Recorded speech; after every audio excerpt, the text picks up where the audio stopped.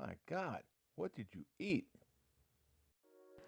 Add 3 eggs to the mixing bowl, one 15-ounce can of pumpkin, 1 can of sweetened condensed milk,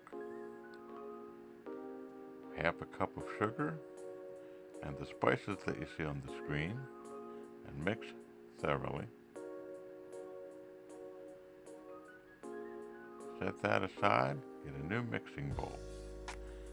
Add 1 box of the white cake mix to the bowl, add the spices that you see on the screen, and mix thoroughly.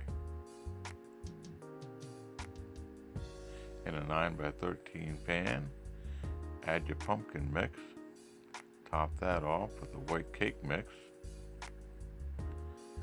top that off with 3/4 of a cup of melted butter.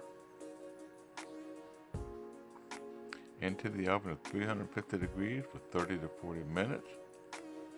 Wait till it's cool and enjoy.